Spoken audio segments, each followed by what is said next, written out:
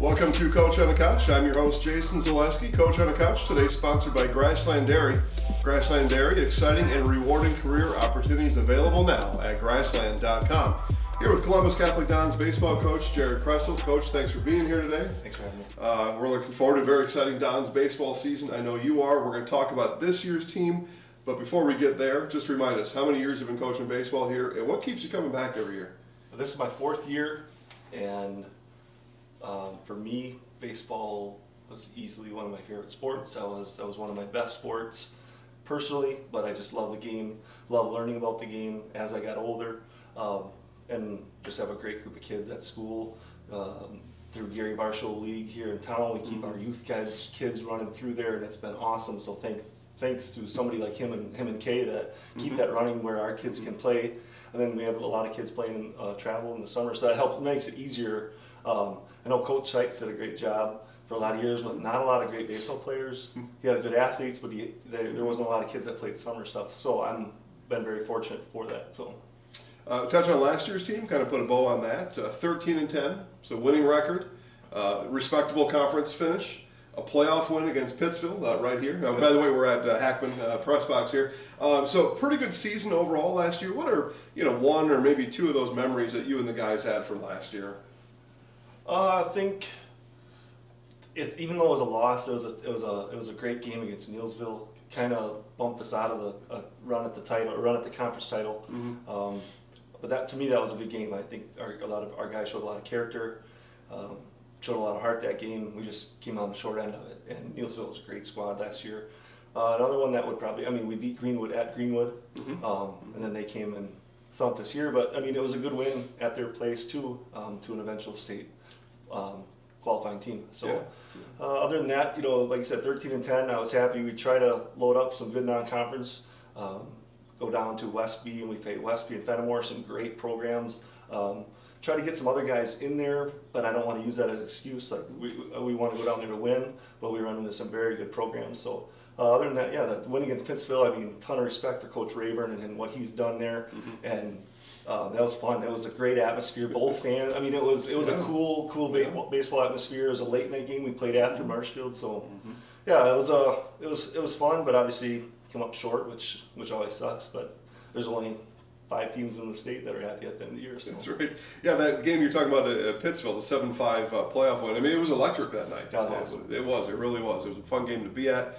And those games are still available on YouTube. Anybody wants to go back and watch, they're always available in archive on YouTube. On demand, the kids say these days. Let's talk about Columbus Catholic baseball history a little bit. It goes back about 40 years, give or take. A handful of different conferences, no conference championships.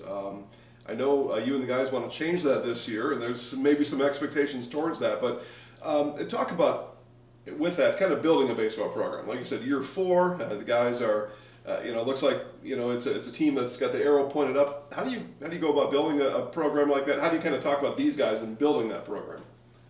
I'd say for me, I'm lucky to where I teach Phi Ed 6 through 12, so I'm always in everybody's ear. And I don't want to be that annoying teacher/coach where I'm bugging you all the time, but there's some kids that I can see throughout any athletic stuff through my class where, we're a small school, everybody needs to be involved in a lot of stuff, and we're very appreciative. We have a lot of multi-sport athletes, and that kind of helps going through that. I know I have a couple kids every year that are kind of on the fence, and I do what I can to bump them over. And then the youth stuff, like I said, with Coach K and Gary, we have some great help with some assistants and stuff, teachers and family members throughout the youth program that kind of help get their kids in there. There's a ton of Columbus kids in the Varsho program that help get stuff as it build up. That's every coach's goal is to have 20-30 kids, to where you can run a true JV in a varsity, to where you can run a true program to where you get kids playing. Now we're at a goofy number this year, which has been normal. So you got 5 or 6 guys that it's really tough to really get out there in a hard, close varsity game, and that's on us. But it's fun too. We get to coach those kids up a lot. We have a handful of kids where you don't have to work on them a whole lot. They know the game, just got to tweak a few things here and there. But as far as the program itself, it's, the whole community abroad. So. Yeah, what you're talking about as far as building that program and building momentum is in those lower levels, getting those at bats, getting the fly balls, getting the ground balls, and practice is one thing, game is something else, and Yep. that's kind of what you're talking about there. So let's talk about this year's team now specifically. Expectations and goals. So let's first start with the seniors. So it looks like you got a pretty good group of seniors. Anytime you have that, you got a shot. Yep. So talk about how your seniors are meaningful to you, especially on game day when they're in the field and you're not, and they got to kind of act like little coaches out there on their own. Tell us about Sure. I mean, you could start. what you put on the seniors this year. Yeah, for sure. Start right behind the dish, Cole Timler. You know, kind of the captain of the infield of the defense. Man, if you talk to him for 30 minutes, he'll talk for 40. You know, he's a talker, which is awesome, but Yeah. kid loves the game. He pours his heart and soul into baseball, which is awesome. And then we got Zane Adler, Brock Bennington, Sam Wilczek, and Connor Lane came out this year for the first time in a while. So we have a great group of guys that have been through it. They've all been there, aside from Connor. I've had him for 4 years. And you can't, man, I don't even want to think about looking at the end of the year. Like if we come up on the bad end of things, like it's one of those groups that you don't want to lose. You can't. It's tough to lose, but they're great young men, and I'm excited for what their future holds because the sky's the limit for those guys for sure. You mentioned Brock Bennington, still trying to get him a shirt that fits this year. Other expectations, or maybe more so goals this year. Sure. So have you talked to the guys? Have they talked to you about their goals? What are the goals for the team this year? Well, throughout the year, we've had 3 games in. We've gotten better every pitch, every game, which is my goal every day. Just get a little better every day. I tell my kids if I had every day, just get a little better every day. Mm-hmm. And I'm painfully reminded of the conference stuff, regional stuff that I was lacking up on our boards. And it's a fun reminder to like, hey, we've had some really good teams in the past. I mean, sectional qualifying teams, but nothing prior to that, conference anything. So, it's every day we're trying to get better, and obviously we have high expectations, high goals. But baseball is a funny sport, and things can change in a heartbeat. So, we have conference expectations, regional expectations, and then we'll kind of roll the dice from there. But you mentioned 3 games. We're almost 6 weeks or 5 weeks into the season. 3 games. So how do you keep the guys active? How do you keep their heads in this while we're waiting? Looks like maybe some stuff is going to break now, but how did you keep their heads in it to this point? I got a great group of coaches that we're doing competitive stuff in practice, trying not to be so monotonous, and it's so tough in a small gym. But got Coach Jeremy Vogel, Jace Krasselt, my brother, added Wayne Jacoby and Eric Becker this year, and we kind of spread things out. We got so much good stuff, and like I said, I have 17 guys, and I have 5 coaches. It's so nice to where I can move things off. Guys can I trust them 100% to where I can kind of meander around instead of like having to worry if this group's doing stuff right. But like I said, been doing some competitive stuff. We had a little inter-squad scrimmage last night because we were able to get outside. Other than that, yeah, like you said, it's been tough. As a FIAD teacher and a coach, I'm sick of being in the gym. So. And then continue to preview this year's team. 3 games in, it looks like hitting to me is ahead of the pitching right now. Will that be the case this year? How do you kind of compare the offense versus what you got defensively when you're in the field? I feel like we're going to be solid on both ends. I was happy, Greenwood's a little down. They have some very good kids, but they're a little down in some spots. But we won by 4 runs, and I'll take that win all day at 30 degrees. Like, it's cold. It's hard to stay warm.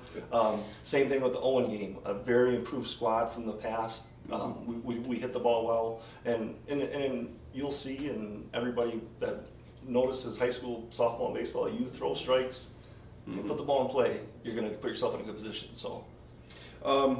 With some of the other, mix of guys that, again, we talked about your seniors, but the other mix, and we're gonna see a lot of faces this year. As the season progresses, and taking conference out of it, but as the season progresses, how will we know that things are going according to Coach Krasselt's plan this year? Well, I tell the guys weekly, for me as a coach, I want to see them play like it's the first time somebody's watching you play or the last time. And to me, that just shows respect for the game, but it shows respect for the people watching. So that's hustling in and out, hard. And we had a really good talk about that last night. Some of the guys and like you said, it's been a lot of practice, so it's tough. They're getting lazy, got on them, and it was good.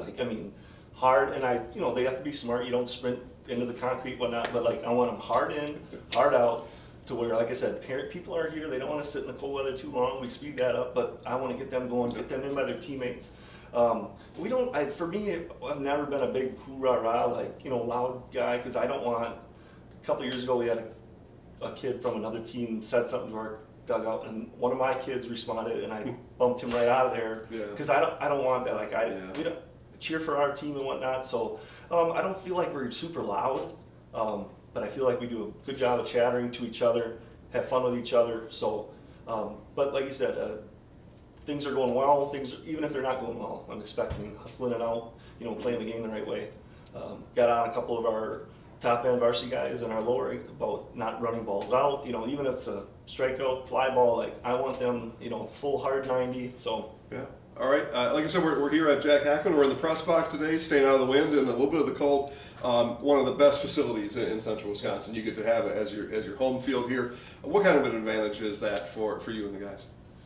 I don't know if it's really an advantage other than we got some kids that can fly, so there's a lot of foul ground. You get a pass ball, you get a wild pitch or a bad pickoff, like you can go first to third, and we talked about that. I expect them balls hit.